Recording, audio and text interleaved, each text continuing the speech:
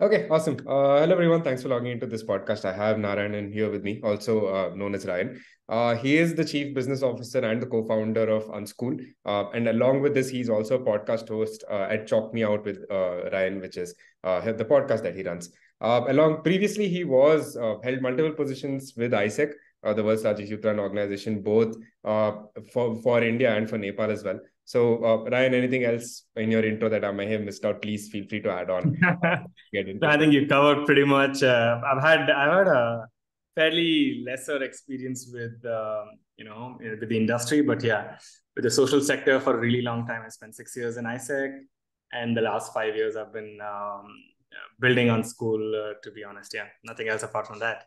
Perfect. Yeah. I think we'll have a wide range of questions, right from your journey, all the roles you've taken up, and some insights from that. But along with that, also focusing into Unschool, the kind of things that you've done right, very like in early on in your journey, and as continue to do right now as well. So we'd love to unpack a few of those elements as well. And I think we'll start right there itself, right? And the first thing is, what is of a lot of interest is you're competing in a segment which is fairly crowded, a lot of players in it, a lot of players offering education, offering upskilling and courses and content as such, right? So in such an ecosystem, to be able to make a mark and to be able to stand out, what do you think is unique to you and the kind of things that you've done right? And we'll explore it in two different ways. First is if you could talk about how you've been able to create or stand out with respect to your content. That's the first part. And then we'll talk more about how you've been able to build a community and like the people side of things. We'll start with the content and the things you've done right. Right. Yeah, I think before jumping on to the answer directly, the primary factor of so many edtechs being there, the competition being there, that's all business competition, right? But if you ask me from a content consumer standpoint or someone who loves upskilling and learning standpoint, because there is a huge number of people who are still yet to be upskilled, whether in school or college, or whether you take tier 3, tier 2, tier 1 cities also, the need of such competition is there because there are huge masses of youth who are yet to be upskilled, right? So even though the competition might be there, in a business standpoint, I feel the need of such startups is like is going to be there for a long time. Yeah. Now coming to the content part, the content itself is the key differentiator for Unschool, to be honest. From wherever we started, the content was never created or curated in-house, which in most cases, in most edtechs is the case, right? Like, they have either hired a full-time employee who creates the content and delivers it. But in our case, industry experts who have a significant amount of expertise and experience working in that particular sector, those are the people that curate and create and build the curriculum with us, right? Whether it is the pre-recorded content or the live sessions or even the projects that we provide our learners with, they are created by them, evaluated by them, and they keep getting updated, right? Now, if you say go on YouTube and you search for, hey, how do I build a website? You'll probably find a gazillion videos, right? Now, for example, if you go on WordPress, right, and you find out how do you build a WordPress site. Now, if you see a video that's older, you'll have to recreate that video again to sort of be relevant to today's WordPress dashboard, right? Now, what we do is we try to keep updating and creating newer content for anyone who's enrolled with us 3 years back as well. So if a student who's bought the course in 2020, they don't even have to spend a single penny to come back and learn that same skill in an updated version. The projects are updated. We don't evaluate it for a student who's already gotten their certificate, but we do give them newer projects and hands-on learning throughout the course of their learning with us, right? Hence, we are in the upskilling and lifelong learning ecosystem, to say so. And we've tried to focus on the ed part than the tech part, to be honest with you. We did not start off building our tech first and then figuring out how the content comes into picture. For the first good 2.5 years, we did not have our own tech. We bought an external tech. We realized that that's not what we need right now. Plus, we didn't have a lot of cash lying around. So we thought, okay, let's focus on what we know really well as founders, which was connections, with corporates and with working professionals who really had a grasp on the topic, right? So we focused on that primarily. Now, earlier it used to be content that they would create and just give it to us, and later on we sort of brought in good video production folks who could virtually direct and conduct how the content is created, a little more aesthetically pleasing, better music, better transitions. And we've seen that that content versus the content that we had say 2 years back has really helped the learners learn better, and for us as a business to get a 4.5 on 5 rating, or even an NPS being 50 plus for most of our courses. So content has definitely been the key metric here for us to differentiate ourselves from another business. Yeah. I think the point really stood out to me about lifelong learning, right? And especially at a time, like obviously we're seeing the way technology and in general, everything's updating and new things in every single field every year almost, right? And it's a great point that you made about, or rather how you stand out is by giving people access for a continued amount of time from the time of purchase as well, to enabling them to continue learning. That was, I think, a very interesting point that you said that I noted there. Okay, so let's talk about community now. And again, very relevant to today's age where we're seeing that learning is becoming more and more from the traditional ways. It's diverting from that, becoming more about peer learning, interactive learning, and learning from everyone else in smaller cohorts, right? So in that sense, with this, what have you done with Unschool that is ensure that there is a good community that's built and people continue to come back and gain value from this community? Right. So this is where I want to highlight, my co-founder Rahul. He has a little more experience than me in the edtech ecosystem. He was a chief operating officer of another edtech before we started Unschool. Now, when we launched the content, we realized, okay, we have an expert who's created the content. We have a platform that serves the purpose, delivers the content in the best possible way. Now, what we don't have is what I had in college, right? Which is someone sitting next to me and studying the same thing, right? Now, when you look at online learning, you don't really have that, you just are on your screen, you're learning. So we wanted to create the community aspect of things, which people look at from a number standpoint. Here I have 50,000 people, I have 100,000 people, right? Now, what we did is, initially, to test it out, we created multiple WhatsApp pages, WhatsApp groups to interact with the learners that were part of each of the courses, right? So we had, each month we would have like 2 or 3 groups sort of forming, and we'll see a lot of doubts are being asked. Okay, this is a competition, why don't you apply? So, more interactive learning, but it was being driven down by someone at Unschool. Then we realized, okay, we can't do this to scale the business, right? So then we hired interns from colleges who already had a certification in that particular course. For example, Microsoft Excel, right? Someone who's taken a premium Excel course from either our platform or somewhere else and knows the functioning of the entire course, right? Now they become the bridge between the senior coach, who's the main instructor of the program, and the students. Right? So we, in physical terms, it will be called like a class representative, right? So someone who carries the books and gets the assignments curated and whatever not for the professor, right? So we built that system, and that system has been so, I would say, fabulous in terms of how a student is able to understand smaller concepts because another college student is explaining them. It's not someone else, right? And then the learner is also able to open up really well with this young person. They're not scared that, okay, this person has 10 years or 5 years of experience, more experience than me. They're able to open up, they're able to learn better. And we've seen the completion rates go high because of that reason. That's something that we wanted to do as a business. So we were at about 40% completion rate in the first year when we started. It shot up to around 75% monthly completion rates for every single course that we had. And then we also started seeing the project submissions, which is one of the main milestones for anybody who takes up a course with us, that being 100% for every student, right? And the main reason for that was the community aspect. And more than the community aspect, right? There needs to be a catalyst who sort of pokes the community every now and then. Yeah. Right. So you have these multiple groups for bike riding or for rock climbing or for writing and stuff like that. And then we moved on to an Instagram page. Then we built our own community.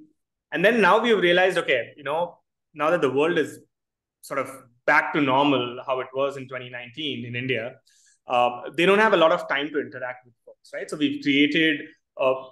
we've used tech part for this. So we've created like a community which is integrated with our LMS, with our learning management system. So a student can quickly ask a question. They don't really have to keep seeing WhatsApp notifications anymore, right? And today we have, say, around about 2,500 to 3,000 people out of 1.5 lakh students who utilize the community on a daily basis, right?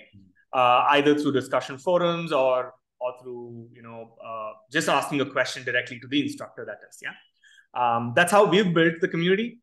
And then we had a long vision to sort of go down to colleges and build these learning clubs. That's something that we envision doing with the community itself, right? So a student sort of becomes a representative for the college, an Unschool ambassador of sorts, and they then curate these sessions or webinars or workshops within the college, and that's where we see the community going. And the reason I shared that is because the physical aspect of learning will not go and should not go, is what my belief is, right? We might come up with AR, VR, and different learning methodologies, but that physical interaction of touch, feel, and speak out to somebody, if it goes away, then I don't think so. Humans would be humans anymore, right? So I think we've tried to recreate that as much as we could in the online ecosystem, and so far it's worked out. Whether it will work out in the future, that's definitely a question. Hence, we want to segue into like a physical setup as well sometime in the future. Perfect. Yeah. I think we've been very innovative in sort of bringing that level of accountability or ensuring that people stick to what they learn, right? Because like you said, with these platforms, that becomes, and I think statistics came out as well for a couple of platforms, how low the completion rate was. So a very innovative couple of ways to, I think, tackle that problem that you highlighted. And the global completion rates, as much as I remember, was around about 5%, between 3 to 5% globally. So that has always been our opening pitch, that students who take up our course, they finish it. Yeah. Perfect. Yeah. I'll trace a little back in the journey, or wanted to go back in when you were thinking about the vision that you had, and then the implementation as well, right? So in the very early days. So these are the days where obviously probably a lot of experimentation was there for you to find out what exactly is it that fits, and then find the product market fit for you as well, right? So in this phase, when you were transitioning from vision to, let's say, your first prototype that you wanted to put out in front of people, what were some of the things that you did first, is in terms of learning from your peers, and not necessarily just other platforms that were offering similar things to you, but in general for learning the kind of research that you did, and what are some insights that you took out of it? That's the first part. And then the second part is how then you were able to create a minimum viable product, and what was the form that it took, right? What are the key elements and the very minimal features that you wanted to have first, and then build other things on top of it. We'll start with talking about insights you took from peers and learning methodologies. Right. So the primary aspect, when this traces back to a conversation that Rahul and I had in 2018. We did connect with a few people that we knew in our circle. And that circle was, for me, limited to ISEC alumni or people who were in Teach for India or other entrepreneurs across the globe, right? So we did meet them, ask them about what was their perspective if we started something in this. Then I had a friend of mine, a childhood friend of mine who, currently works in Intercom. He's the only tech guy that I knew. So I gave him a call and I asked him, hey, should we, what do we do? This is the idea. We want to train people online. What do we do? So we took different people and different, I would say, portfolio perspectives for them, right? A design perspective from someone, a marketing perspective from somebody else. How should the name be from someone else? The website or the tech from someone else. And we sort of collated that together, did our research for about a couple of months, to be honest. And then the final decision of sort of launching, which came 3 months before we got registered, which is in March 2018, the one thing that we wanted to test out that nobody could give an answer for is whether this will sell. So before the product market fit, we were looking at founder market fit, whether Rahul and I can sell it or not, right? Or if someone else joins us, are we able to sell it or not? Because from the get-go, we knew that we don't come from backgrounds where, we're the first-time entrepreneurs in our family, right? So we did not know if we will be able to sell, and that's exactly what we did. We just pulled up a website on WordPress or Wix, if I'm not wrong. We cried to the guy who gave us the domain ID. I literally said, I'm a college student. Could you please give me the domain ID? $6,000 that time. We created a landing page with just the contact details and images of instructors without having created the content at all. We first sold that. Just the idea that there is a course behind it and we're going to launch it by the 1st of April or end of April or something of that sort. And funnily enough, we I think did close to about 40 to 50,000 in Indian rupees in the first 3 weeks, if I'm not wrong. And that was when we started building the content. Then we reached out to people, ISEC Connects, and spoke with instructors who had created content earlier. And then we pulled out the courses together, right? Build out that piece together. And then it was, will people join us to scale it up? Because the one thing we researched was any edtech product, even at that time, required a lot of sales folks to push it to the market. Right? Colleges were not signing MOUs with small-time players like us 4 years back. Right? They wanted like a bigger firm, more accreditation, certifications being verified and stuff like that. And through the course is what we learned all these things, to be honest. The peer part did come into picture, but 80% of these peers or experts or gurus, to say so, didn't really like the idea of us starting in the first place in the educational sector. Right? They were looking at, okay, what is the objective going to be? But even though they were not very promotive of us starting, they definitely gave us questions to ponder upon. So one such person who was from Bangalore, told me that this is not going to work for, you're not going to sustain for more than 3 months. But the one question that he gave me was, what is the ultimate objective of anybody who picks up the course with you? Right? There is Udemy, there is Skillshare for people to learn at a cheaper rate. What is the ultimate objective? And I think even though that person said, I'm not going to survive for 3 months, the question that he left me with, and multiple such occasions with other people, right? We sort of built up on top of it. Even the junior coach aspect of it, like the peer-to-peer learning aspect of it, was given to me by an ISEC alumnus who's also on the board of ISEC in Chennai.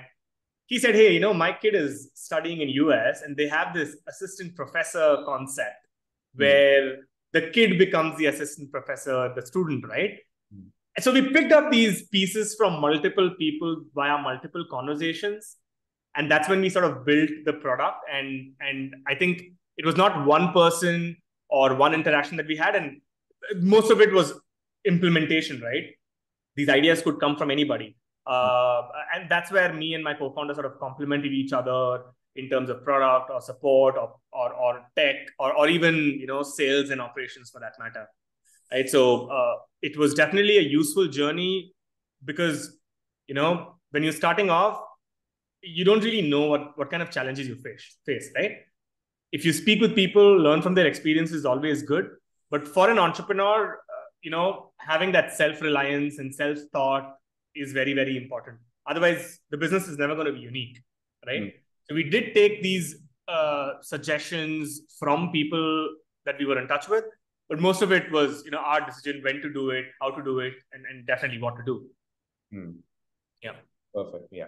Now I'm curious about the other side of things, right? Which is when you started off, I think like you followed such a revenue first approach, right? You always wanted to see that whatever the first thing was, more than about gaining users, it was, I think, about gaining paying users, right? Customers, right from the get-go. And then that's the growth journey. So I'd like to ask you how this growth journey sort of proceeded in the sense of when you had the first, let's say 10 people, 20 people buying your course, what kind of feedback collection mechanisms were there? What did you learn from them when you were first offering it? And then how did you then make changes to be able to go from like, let's say, how they say go from your 0 to 1 journey to your 1 to 10, 10 to 100, right? So what was that journey like, and what was the interaction with customers at every stage like for you to continuously evolve?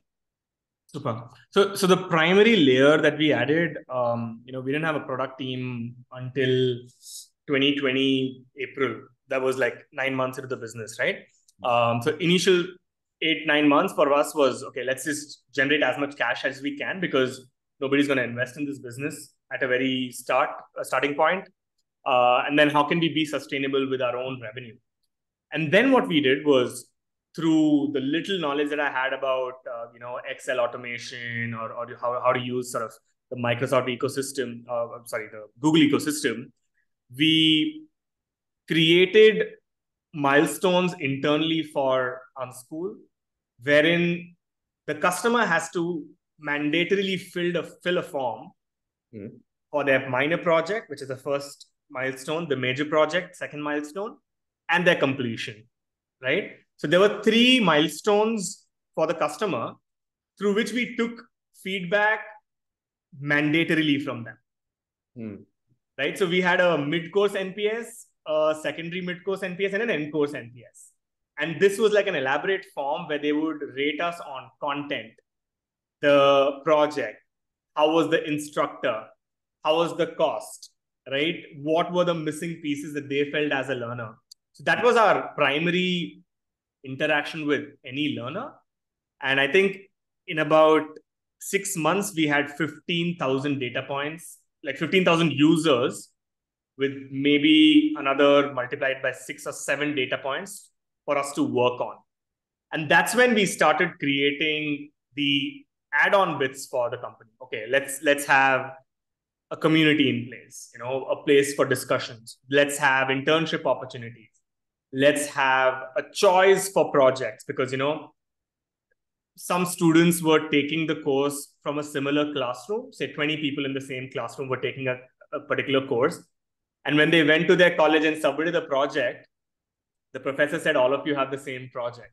So then we started, we got those feedbacks, and we started creating as much inclusion of those feedbacks, and also, I would say, exclusion in terms of, each learner learning the way they want to learn or they can learn, right? And then we added, to the videos, we added transcripts so people could read it. We added PDFs and additional resources so they can learn, because, a lot of people said, okay, in an 18-minute video, I'm unable to learn this concept. And can you give me extra resources? So we added these pieces, together, because I feel even though the teacher knows what is to be trained, the student knows how they can learn. Right? Like, some learners would probably just close their eyes and listen to a podcast and learn. So we created these avenues via tech to inculcate these feedback points that we were getting. And then from the junior coaches, the peer-to-peer, folks that we had, we gave them a particular target to speak with a set of learners over phone calls every now and then. And then once I had a bigger product team, we made it a habit to do about 100 calls every month on a particular day, asking them feedback from when they got to know about Unschool to their journey to get the certification. And that's the ultimate product that we have today. These are not just research that we did from an entrepreneurial point of view, but we've had German professors teach on the platform and give us feedback. We've had professors from the Army Institute of Management. We have international entrepreneurs and other entrepreneurs who've sort of given us feedback on how the product could be. So these were the various, I would say, sources through which we collected. But the learners are the ultimate, the people who spend their money, right? If they felt that they got their money back or not. That was the biggest, biggest feedback channel for us. Perfect. Yeah. Focusing on the learners itself, I think perfect way to get into the next question, right? Which is how you kind of see or how the lifetime value of each customer works for you. Because and the reason I ask that is because especially for let's say a learner coming onto the platform to learn a particular skill, right? And you would assume that once they've sort of picked that up or once they've understood the basics, they would then move on and probably not come back to your platform and continue learning from you, right? It's probably a small percentage of people who want to continuously explore and take up multiple different things and learn all of those things, right? So in terms of having a repeat rate, right, repeat customer, the person coming back and either buying more courses or continuing to stay on, right? So how have you addressed that challenge of like lifetime value in general for each customer? And the second thing is, how do you then equalize the churn, people who are moving out? And then how do you tackle that and balance it with more acquisition, right? And ensure that the scale is always tipped in your favor, right? So that's like the second part of it. We'll focus on lifetime value for each customer first. Right. So, see, I mean, it's been a conversation internally as well as within a lot of other edtech firms as well. How do you keep the audience with you? The answer to that question comes from the mindset of people, right? We've seen we built the platform to teach an 18-year-old kid, someone who has 10 years experience and is 35, or even a retired professional. That was the idea that we built the platform with, which is where the lifelong learning and the upskilling part comes. But the larger young audience today feels, I've got a degree, I move out, I'm going to pick up something else that the crowd is chasing after. Once I finish that, I am bound to get a particular salary package. Because the ultimate goal of anybody learning or studying today, or even 40 years back, is how much is my package going to be. Now, the factors of where I'm studying from, who's teaching me, what is my specialization are definitely there. But the concept of every 6 months or every 1 year, you have to learn a new skill is not there in the larger audience, to be honest. When that is not there, the conversation of LTV is very business oriented. It's not impact centric at all. Yeah. Right? Hence, we've not been able to crack it as much from a learner standpoint. Right? Education is not addictive like Instagram, right? I mean, we can definitely launch an app and build these extra add-on features, okay, news from the educational sector, or hey, what Sanjay said today. We can hook them on. There's no doubt about that. There are multiple ways to get the younger audience to get hooked on to you. But the one way we tried to do it is for every person who learns with us and comes back and utilizes the platform, we started, I wouldn't call it gamification, but we sort of started tokenizing it in a certain way. You finish 2 hours of video, you get a particular Unschool credits.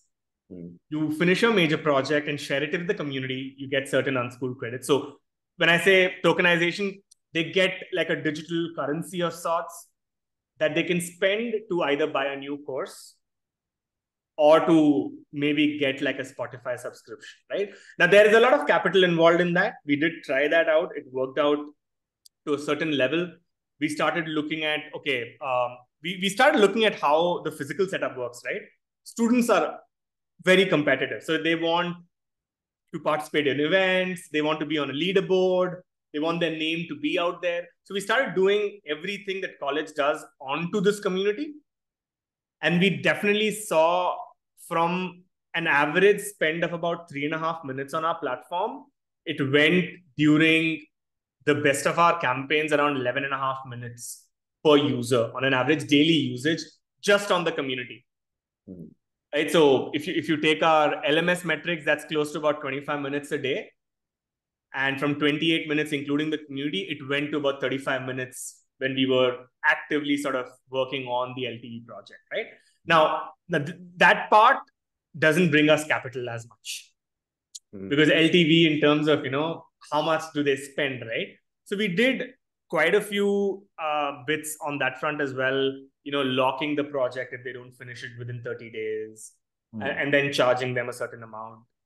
Those are again, concepts that we're still trying out. How would they come back and spend? But how would they come and spend time? That's a piece that we did figure out, but we realized that it's a huge mindset change that needs to come. Right? If I know Excel today, can I go to SQL tomorrow and work with bigger data sets? Could I learn Python? Could I learn data analytics, right? Because a lot of digital marketers don't know how to analyze data. A lot of data analysts don't know how these tools function, right? So I think it's a mindset shift. It only comes to the cream crowd who are very ambitious in their careers or professions. But for the larger audience, which is in college, it's still a piece that we are yet to figure out. Right? But in terms of business, if anybody who's listening and wants like a straightforward answer, a lot of businesses, I don't want to take names, what they do is they lock in the customer for say 4 years or 5 years. They say, okay, if you buy this product for a year, it's going to cost you 20,000. But if you buy it for 4 years, it's going to cost you 30,000. Once you lock them in, it's a metric that someone has paid me for 4 years, right? So you divide that by 10K every year, but then they're necessarily not going to use your platform or come back and learn, right? I mean, that's the bigger LTV issue that someone needs to solve, right? I think that is definitely one thing that we still want to figure out. Definitely a lot of capital infusion is required to sort of build the right tools. We function on a web app right now. We don't have a mobile application. So sending a notification, a new course has launched, all of that happens through conventional email marketing right now. Once we have the capital, I think we'll be able to figure the LTV part out as well. But those are just my bits on what we've done so far. Perfect. Yeah, I think very comprehensive. Couple of insights there as well. And to think about time as well, and not just like lifetime value of a person in terms of monetary benefits. The amount of time that they spend also becomes so important, which probably then later on has monetary benefits as well. So that's a very nice thing that you covered. We'll focus on user acquisition also a little bit now, sort of some of the early marketing strategies that you use probably, and what you continue to do even now to ensure that people are coming on, right? Like you said, it is sort of a crowd that is very aware, that comes to your platform. They want to upskill, they want to better themselves, while majority of the people probably just go through college and not do it, right? So, but I'm sure you would have tried a few things to get that kind of crowd also involved, while also getting the hyper curious, hyper learners involved as well. So what has some of the things that you've tried out, and what have they been?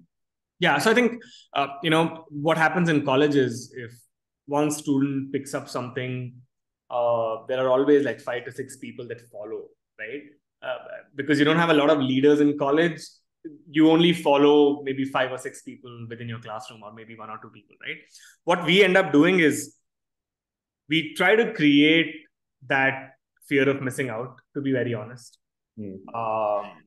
It's for the good of the kid, because they don't know how brutal the market is, right? Even today, right? Companies are hiring tech folks for like 2.5 lakhs.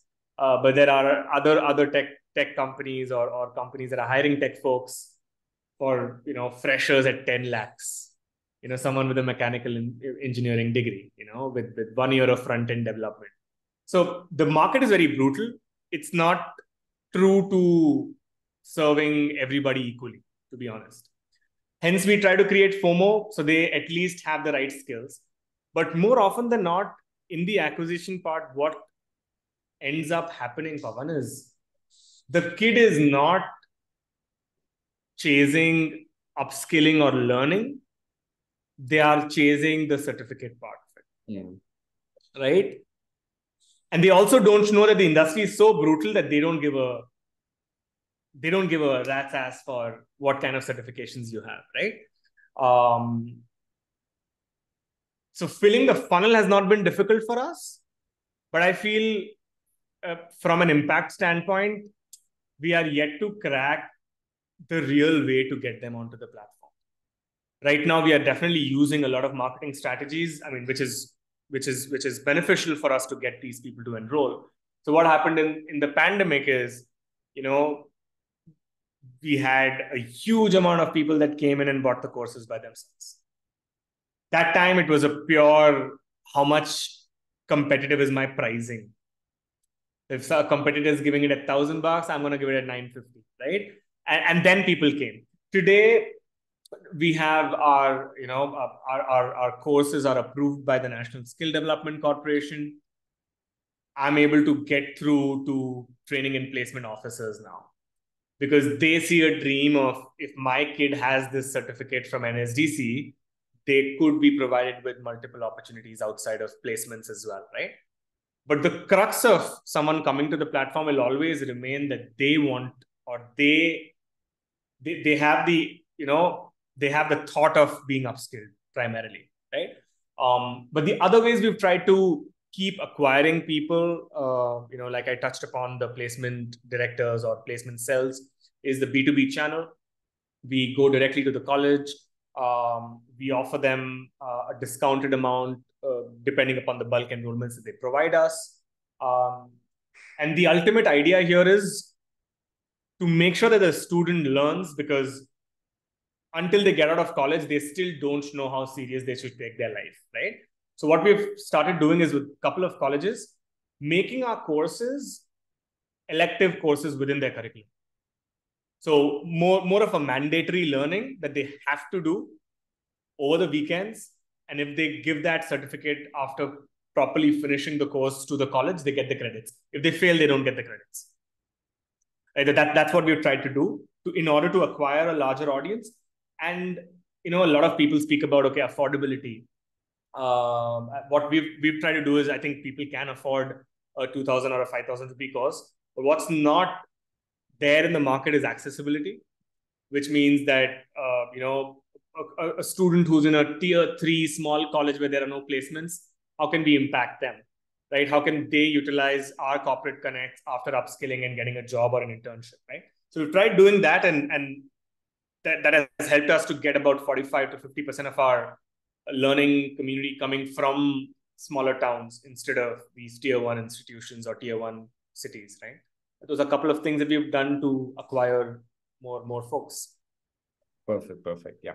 I think there was a good set of questions covered there, and a lot of learnings around, I think, like product building, the early days and growth, and how you tackled it as well. We'll talk a little bit about getting back by or cracking Y-Combinator now. And that's obviously of a lot of interest to people, and people are becoming more aware, and everyone, it's this coveted thing that either young founders, and for that matter, everyone has heard about and wants to know about, right? So first, let's hear about your journey in cracking it. So maybe first, if you could highlight what the application process looks like, and what you were able to do there, and then what the further rounds look like in terms of like interview, if there was something like that, or any other screening methods that they used, right? So we'll come to more like your recommendations, insights that process later, but first we'll hear about the journey itself. We'll start with the application. Super. The first thing is, the funny part is, I did not know what Y-Combinator was until Rahul created the application, right? So he said, okay, there's this accelerator that helps with funding and stuff. I was like, okay, let me look it up. He had done the startup school, which is the, YC learn entrepreneurship online sort of a course, right? He did that when he was in college. The application process is fairly simple. You fill up a form, put in all the details with regards to, have you built the product yet? Is it still an idea stage? Do you have users? Do you have paid customers? How much money you've made? What's the problem statement? And explain your business in, say a shorter description, right? It's very likely that if you don't apply for YC, but also go to, say, a VC firm's website, the application process is fairly similar, right? Now, YC is more structured, hence they ask you, okay, which continent are you from, or which region are you from, which country are you from, because they want to fill up quotas as well. They want to make sure that the community is inclusive and diverse. So after the application process, if you get shortlisted, you get an answer that you will have an interview. You pick up a slot, and I think you also have to submit a 1-minute video in the application. explaining your journey so far and what you're building and who you're building for, what's your solution. And once you get selected after that video is when your 10 minutes interview happens, which is like sharp. They open up their videos exact, at 00, and they ask you questions. They fire it right away. They don't even say hello, hi, whatever sometimes. And then they stop it exactly at 10 minutes, which is something I love. Once that is done is when they reach out to you for any additional documentation just to verify everything that you've answered. So that happened to us. I believe they didn't trust the revenue we were making at that time. So they were like, could you please send us your last 3 months revenue statements, the bank statements? We sent that across. And yeah, I think in a week or 10 days time, we got into YC. For us, it was, touch wood, a very seamless experience. We applied one time and we got in. But ever since that time, 3 years, it's been almost 3 years since we got into YC. Ever since that time, I've been speaking with a lot of founders, and I think I have personally helped about 7 of them to apply, not end to end, but just suggestions like whatever I'm going to share here. And none of them have gotten in.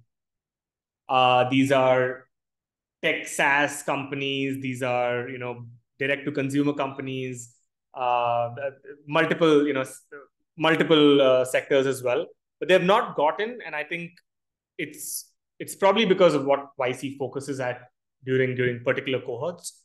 So maybe we can answer that later. But yeah, the interview process was the biggest highlight for me, because when you just have 10 minutes to explain or answer every single question, you can prepare as much as you want to, but you have to be witty and you have to answer as if you know the answer, right? So I feel we both were put into a spot during that time. It really went well, and it happened late in the night, US timing, their morning, our night, so something like that. But it was definitely interesting, if you keep doing this regularly, like when I'm talking to you as well, I'm able to reflect back on the journey I've had so far, and based on your questions, maybe something sparks, right? So even if someone doesn't get into YC, the process of applying, which we spoke in ISEC a lot, if you remember, just the application process is important. Whether you get selected or not is not. I think that's true to any process. That's true to any journey you take. But specifically on YC, I think the interview bit was very intriguing. And one final point before I cut short my answer is the people who were sitting there, they read the application. They knew my figures. They knew what we had built out. They were definitely knowledgeable and smart people. I mean, they still are. But the kind of questions they asked, it was not out of a book. It was out of my application, right? And I feel that level of research that goes into so many applications that come on their desk, year in and year out. So yeah, commendable job by them. So even if someone doesn't get in, I think keep trying. As I've heard people getting in after 6 times applying, sometimes 3 or 4. So we were definitely that luck part played for us massively during that time. But it was also the revenue that we did. So 50-50, I would say. Yeah, but the interview process is definitely something to look forward to in case you crack it. Perfect. Yeah, I think that's a very good. It's a great description of sort of like the behind the scenes of like what someone can expect, and also what the entire process is like, right? So yeah, next let's focus on the other side of it, right? And we sort of covered this as well. Some of the things that they expect from someone applying, and what sort of preferences they have in terms of startups as well.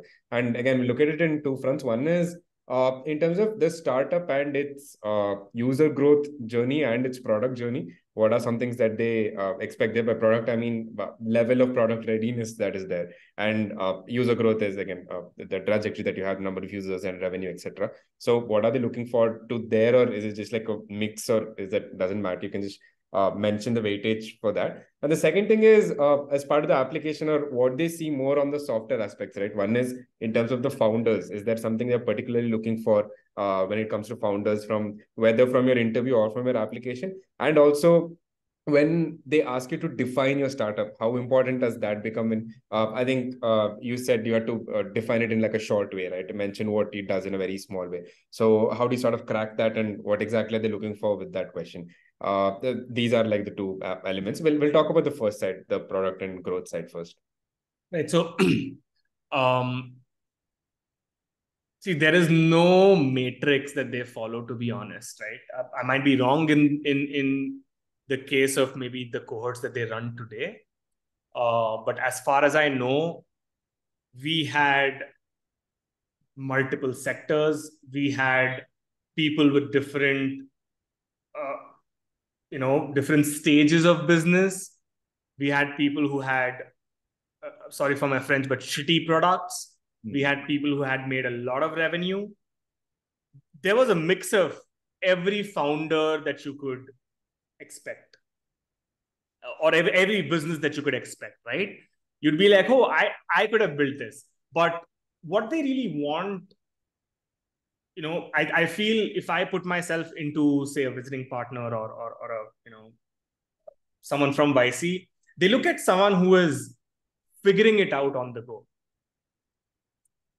Their first primary focus in the application process also is that they ask about the founders in 2 or 3 questions. Like, why did you both, or why did you individually, or why did the 3 of you start it together and not anybody else? What are the unique things that you have done individually outside of building your business, right? So they want to know you as a person, whether you can build anything.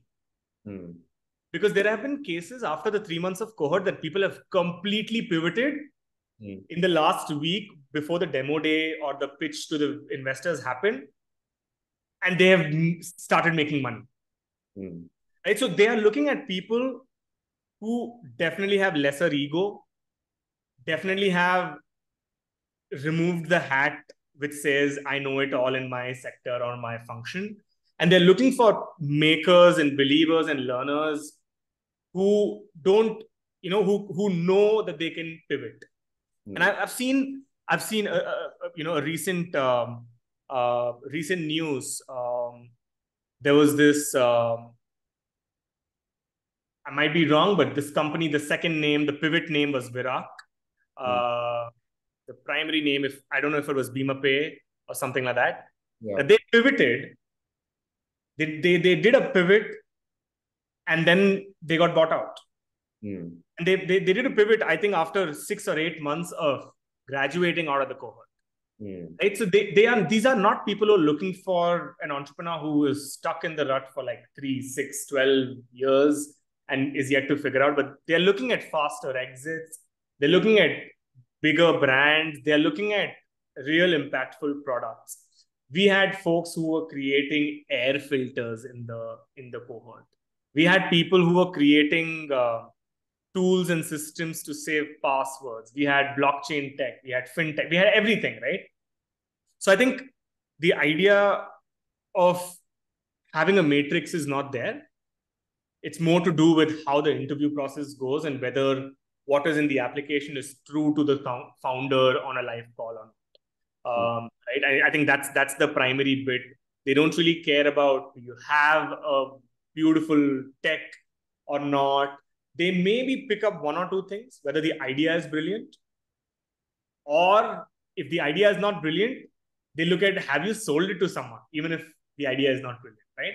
So they look at one of these things, as far as I remember. Or it could be that the tech is super complex and nobody would build it for the next 2-3 years. It could be that as well, right? So that is what I feel they look at, and they don't want founders to come and say that I have figured the best idea in the world. The moment you say that, they'll be like, then why do you need us? Yeah. Right? Like these are not, venture capital setups, right? They're really looking at bringing the entrepreneurial spirit across the globe. And that's what they've been doing. And it's worked out pretty well. Perfect. Yeah. Yeah, I think that covers that part and like those set of questions really well as well, and very insightful at that. We'll move to sort of like the last leg of the podcast, the last few set of questions, which is very personal to you from your journey and the kind of learning thread. We'll sum it up in one of the later questions as well, but we'll cover different aspects. The first thing, obviously, I want to touch upon is something that played obviously like a very long, like where you had a very long journey, right? Which is ISEC. So for a lot of people who are and this question is more towards not just people who are like in ISEC specifically, but also any sort of such organization, right, where there are levels, where there are hierarchies, where there is a certain goal to accomplish that they're working for. So from your experience of working with ISEC and other similar organizations as well that you might have taken roles up in, so what advice would you give for someone who, and again, let's break it down, right? So first is, if you're starting out as a member and when you're just joining organizations such as these, what are some things that you really should do? And whereas you were talking about like very young individuals, people still in college, probably, right? And that's the first part. And second thing is, how do you then see leadership roles evolving, and what are some things you need to watch out for when you get a chance to lead teams and climb hierarchies of wherever you are, right? So first we'll talk about the point of view of a member and recommendations you would have. Super. I feel these clubs or organizations or societies that you end up joining in college at a young age or even afterwards, right? On the top of my mind, I can tell you 5 different organizations that I've been part of over the last 11 years. And the recent one I was part of was YC, for example. Right? That's also community of entrepreneurs, right? YC, before that, Global Shapers. While I was starting Unschool, I was working in McDonald's in the first semester of my college. I was part of ISEC for 6 years. I was part of Rotary in my college for about 6 months. I was part of the debate club in my college. What I'm getting at is most of us have the idea of what I might not like. Instead of actually experiencing it and then deducting it from your life equation. Right? Like, I mean, end of the day, you want to see through how far you can get in your life, right? It's not just an age. It's how many things have you done and what do you not like doing and what do you like doing. Most of the times, those decisions are made up here. For example, pineapples on a pizza. I might not like it, right? Or something else as well. Or these kind of books, like self-help books are boring. Why? Because the entire society works on a belief construct, right? We are made to believe through our parents that, okay, you can't become an entrepreneur. Oh, you can't become an engineer. Or you can't do law, right? There is no scope. So I would recommend to anybody who joins such an organization to not get stuck to one. I stuck to one after exploring 3. I even volunteered in an NGO called Nalanda Way in the first 2 months of joining college. And then one of the events where, Nalanda Way was part, the event was being hosted by ISEC. And then I was like, hey, ISEC looks interesting. I went there and the first 2-3 months, I learned a lot. Then I quit Rotrack. I stopped working at McDonald's and I didn't volunteer at Nalanda Way anymore. I just focused on one. Then it just kept going. The kind of opportunities that kept coming from that one single source. And that's what is happening today, right? Unschool, being an entrepreneur, I could build 5 businesses parallelly. But I've realized that, okay, this is my passion and this is what I'm really good at doing. Hence, I'm exploring within the construct of building Unschool. So when I write my blogs or when I'm active on LinkedIn or when I'm doing podcasts with multiple other folks, I am exploring, but within the construct of one thing that I believe in, which is Unschool today. It might change in 7 years. It might change in 10 years, right? I feel if you fixate on one thing without exploring, then I think, the equation or the code is not getting upgraded. Right? Like you've got to keep moving around and exploring as much as you can. I think that's what I did. Climbing up the hierarchy, if I want to focus on ISEC particularly, with updation in terms of how colleges have functioned, maybe the experience at ISEC or any other institution or organization also has changed and evolved, right? For good or bad, we don't know that. But I feel, end of the day, ultimately, it's about the people that are there in those places. How well are you connected with them after you leave those places? And what did you gain from them? Whether it was a good experience or a bad experience, experience is an experience, right? So I think the 6 years that I spent in ISEC, it gave me a lot.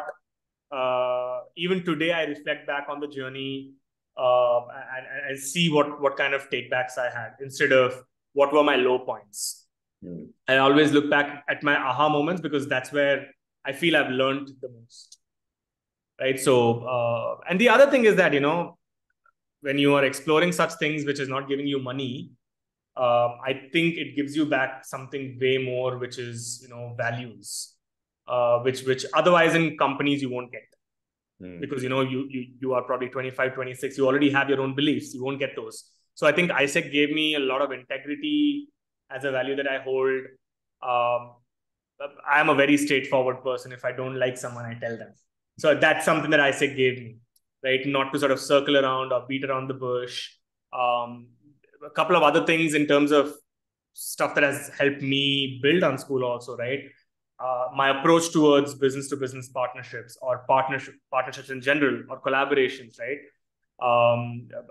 What was a marketing funnel? So multiple things that these institutions give you, or clubs or societies give you. The good things you take, the ones that you don't really like, you can discard, but only when you explore. That would be my sort of end answer. Yeah. Perfect. Yeah. Okay. So to sort of stay in the same topic, right? Through these experiences that you had with all the things that you did, whether it was ranging from working at a McDonald's to leading teams of like extremely large sizes, leading students of at such a large scale as well. So throughout all of these, if you had to sort of quickly sum up, right, and very broadly talk about a couple of realizations that you had, and first is, and we'll look at it again. One is in terms of the mistakes that you committed. How do you identify with those, and what were like some learnings probably that you had on a very large scale? Could be like any particular instances that you would like to take. That's also fine. And the second thing is what you had. The first thing is that with the mistakes, and the second thing is like obviously the learnings as a result of those, right? So we'll look at it in like two different parts. So yeah, first we'll talk about like maybe some mistakes that you committed that you wish you had done differently. I think, yeah, I mean, to be honest, because I have, the primary mistake which helped me not to make any further mistakes was I didn't give my mental health a lot of, a lot of preference while I was in college. Right, there were a lot of struggles sometimes in school. I barely got through school in 11th grade. To 12th, and then getting to a college and trying to get through college, and then I dropped out, and there was this huge baggage of things that I felt I was missing out, or I had carried around. So the only one mistake I feel that I made, because again of unawareness, was not to reach out to a professional for help, which I did around about the time I started Unschool. And I wouldn't say I took therapy. Moreover, I took from a very close friend of mine who is a certified professional, more of a brain coaching or a mental coaching of sorts, wherein I would just get on a call once a month with that person to just share the situations that happened and how did I feel and how did I react.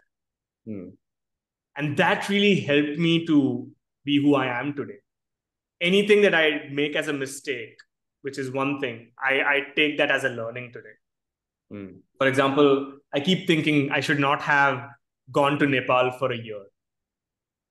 Right. But then I realized that if I hadn't gone to Nepal, I wouldn't have been where I was in Mumbai for my first job, and Rahul wouldn't have called me. So everything sort of fits in the picture. If you keep reminding yourself as a particular situation being a mistake, you only live in the past. So I've tried to train myself to not look at anything that I do incorrectly as a mistake, as long as someone is not dead, basically, right? As long as someone is not dying, it isn't a mistake, is what I feel, right? And the second thing I feel that I did at a younger age as a mistake, or while in college, was being very, very reactive, right? Being very reactive, showing signs of me knowing it all. And after having spoken with people who are way beyond my level of excellence and wisdom, right? I've realized that I need to stay grounded. So I think these are the two things that I would say. Whether I have a lot of money, whether I don't have a lot of money, I still need to stay grounded. Or whether I build a startup that becomes a unicorn, or whether I build a startup that gets an exit pretty soon or shuts down, I have to stay grounded to my values. And I think that'll get me a longer way. These are the two things that if people also follow, staying true to your values. I made a mistake at the young stage. And secondly, the mental health part, every other piece in your life will fall together, is what I feel. Yeah. Perfect. I think very beautifully put and covered as well. Okay, we'll do final set of questions. And the next thing is we really want to touch upon sort of education in general, right? And something that I know that you and like our team is very passionate about in terms of changing the education landscape and changing the way people learn as well.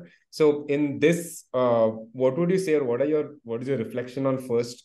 One is faster learning models and how that is sort of evolving, going from like how traditional learning used to be in schools and how it needs to be as well in your view, so that learning is faster and learning is better. And the second thing is learning more from practical experience, right? Experiential learning, which a lot of people talk about. One of the common things we hear is there's a very significant lack of it in the Indian education system that needs to change, right? So that's like the second part of it. And some reflections you'd like to share about that. Firstly, let's talk about making learning faster and better and the kind of models that can be used for this. Right. So I'll keep my answers direct right now. The physical setup has become very, when I say institutional, I mean they need the money for 4 years or 3 years for that matter. There isn't a way to learn faster in physical institutions because they have become huge businesses, right? But if you ask me, can I teach someone C++ in 6 months, end to end, 100%? If they give full 6 months of their life, right?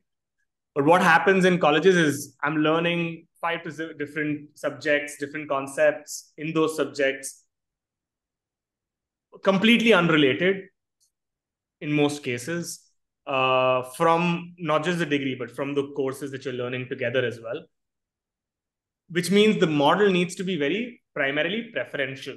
What does the kid want to learn in this 6 months? 1 or 2 at most skills, right? That way you've taught them 8 skills over a span of, 16 skills over 8 semesters. That way you teach them those skills for 6 months, practical or industry tours or whatever you want to do, right? Second is I feel, teaching what is relevant to the kid's objective, right? A lot of kids don't know in the first year where they see themselves after graduating. Some of them even don't know today. For example, I'm still exploring a lot of things, right? But I feel if in the first year of college, they are introduced with choices, and then they realize that, oh, I did not like this, they should be given a chance to change in the second year, and then maybe the third year. Ultimately, they get a degree for studying in the college for 4 years, but at least they are clear in this is the path I want to take, right? Today, when I hire people from across the country, I see law students applying for a sales role. I see chartered accountants. I see people from Pharma Institute applying for a sales role. That isn't a function that they study, right? Just because everybody can do sales or needs to know sales doesn't mean everybody has to do it, right? Where are the BBAs and BCom students or the MBA students who have to do it, right? So I feel these are maybe few things. Preferential learning needs to be preferential, and secondly, if it's tailored for all of them, that's when the outputs will be real. Otherwise, it's just going to be a certificate that they hang in their house of no use, right? But when you bring it online, I feel the time span is shorter. You're able to revise better. You're able to pause and play. You're able to maybe translate into your own language if you don't understand certain words. You're able to research parallelly. So there is definitely a dearth of knowledge out there. But when it's online, I feel having a platform which gives them everything that they need in one place, will definitely solve the issue of how can I learn faster, how can I learn better, and again, being cost effective. Because if someone gives me 6 lakhs that they give for an engineering degree in a subpar college, if someone gives me 6 lakhs, I could give them lifelong access for anything that they want to learn on Unschool. Yeah. I mean, that's how much it's worth.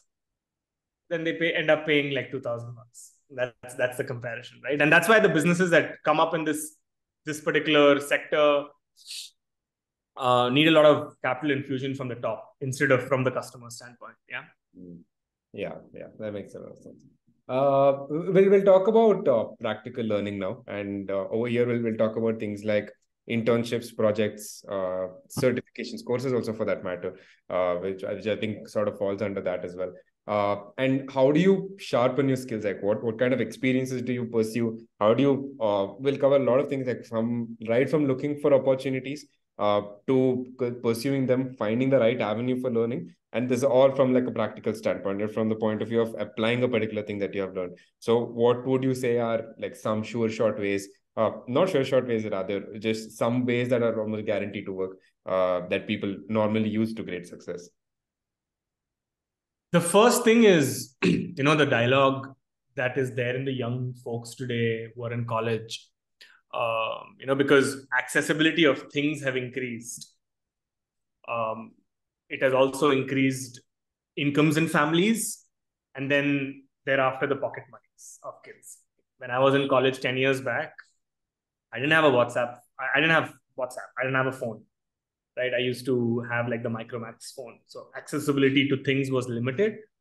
Hence, for me to learn, I was okay to compromise and negotiate on the stipend someone gave in the internships. So the dialogue that the young people are having is, okay, if I'm working for you, you need to pay me.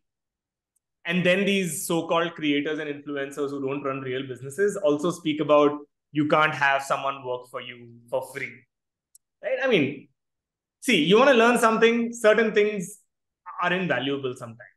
I know that people do exploit young folks, but I'm just saying that for someone who wants to learn, who doesn't know anything, who knows zero, right? They need to give something back to the company, right? Yeah. It can't just be with the task itself, because while doing the task, which is the experiential learning, you are learning primarily. You might get XYZ task finished for the company, which is their output. But your output is doing the task and learning something from it. And that's exactly what I did for 6 years in ISEC. Right? I think 4 years of zero pay while I was in Chennai. 1 year of 15,000 a month. And then when I went to Nepal for a year, I got 6,000 Indian rupees, which was 10,000 Nepalese. Fine, my Wi-Fi at home or my rent was covered, but I had to cover my food. I had to cover my travel, right? Or any other luxuries that I fancy. But the moment I quit ISEC, I was able to ask someone a 2.5 lakh per month. And I got a 12 lakhs package. Right? And mind me when I say this, I don't have a degree that lies around in my house, right? Which means that people will look at how you give the interview how you communicated your ideas, what is the experience you have. And they didn't ask me how much I was fetching from ISEC. They didn't ask, okay, you got only $6,000, I'm going to give you 18,000. They literally gave me, 15 times of the money that I was getting from ISEC at that point in time, right? And then I was like, okay, maybe because it was my first job, it's a startup, that's what it's doing. Then while starting Unschool, I applied again in Nearby, right? For 6 months while building Unschool, I was working in Nearby. And they gave me a 7.5 lakhs package, right? Because I told them, see, I want to work from home, remote, XYZ, and I'm okay to take a salary cut because I was desperate to get a job that time, right? So yeah, I mean, I could have got the 12 or the 15 lakhs package from them, but I knew that I was not going to give my complete 8 hours with them. So I didn't want them to lose a lot of money because again, Nearby, Ankur Variku, entrepreneur, I was like, okay, fine. I'll take the 7 lakhs for 6-8 months, whatever that I worked there. But I also don't want to loot them of the work that I don't do, right? I did work, a good amount of work for them, ran a couple of campaigns in Hyderabad. I think that is what I was looking for, right? And that's what students today should look for. I'm not saying work for free. I'm saying work for maybe a 6 months recharge on your mobile phone. Take data, right? Or ask them for books. Ask them for things that you would otherwise not think of getting for yourself, right? And don't ask them for certificates. Nobody gives a rat's ass about certificates. Nobody's going to be like, hey, you worked and interned as a XYZ for XYZ company, right? They will definitely ask you questions, functional questions. And if you're unable to answer it, that certificate doesn't hold any value. Yeah. I mean, if you don't know what 2 + 2 is, having a maths degree doesn't make sense, right? Yeah. So I think that, and even if you don't know what 2 + 2 is, if you know how to use a calculator and you can show them the answer, even that is fine, right? I feel student gets lost within these metrics. And also, I'm not denying that a lot of corporates exploit students who are in college, who are free and want to work. They exploit them for sure. Because when I was working in McDonald's, I was getting $1,400 a month. Can you imagine? Today, $1,400 a month. I don't know, like nobody's going to work for me for $1,400 a month, right?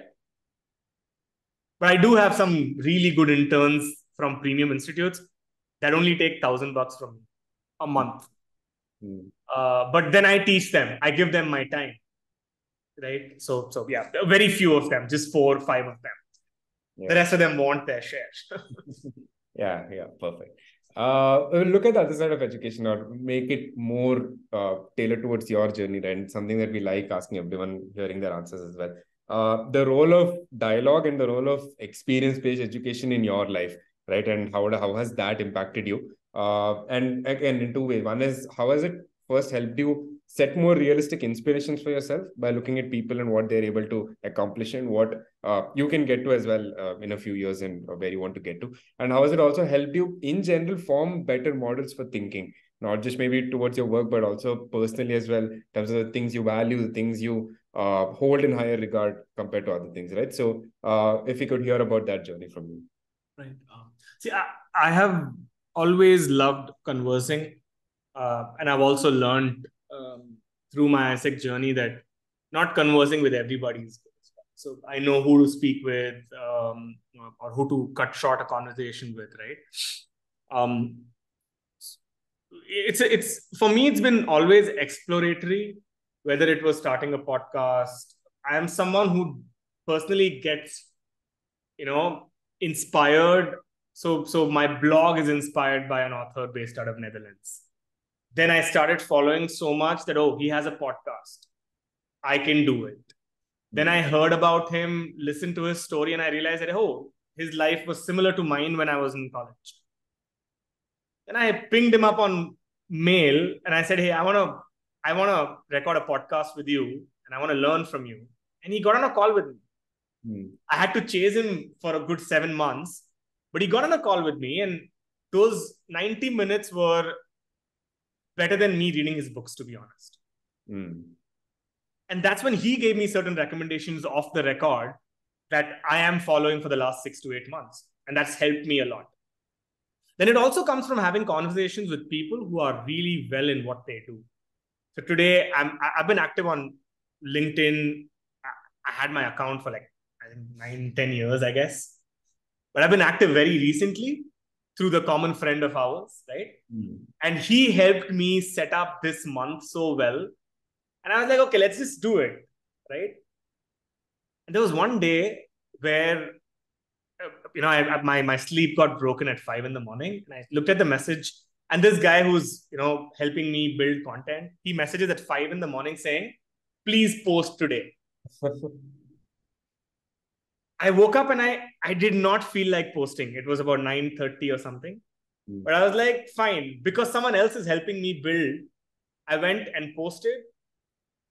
And in 5 minutes, the guy messages on WhatsApp saying, did Sunil Shetty just comment on your post? Oh, wow. And that post got like 1.5 lakh impressions in 3 days. Wow.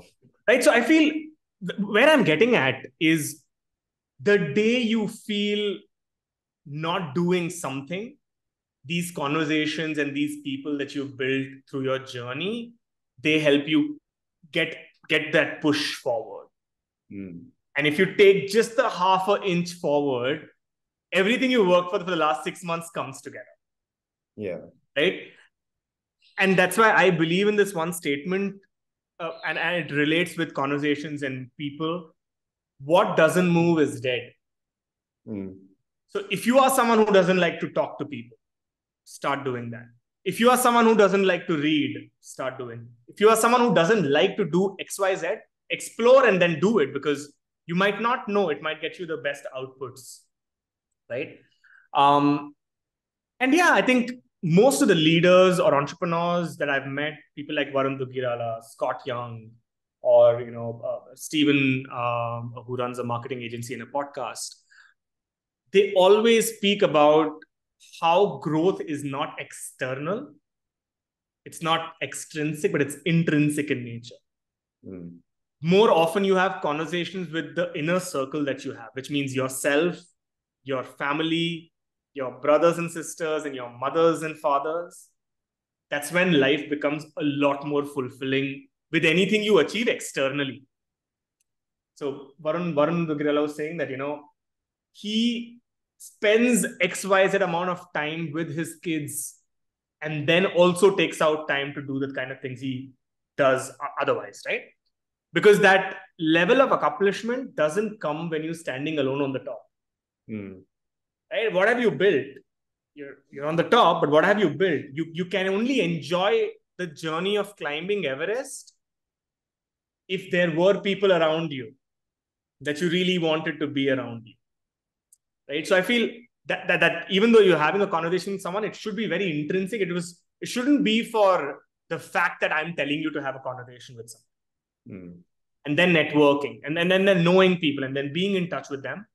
I feel it teaches you a lot. I think that's what I would say.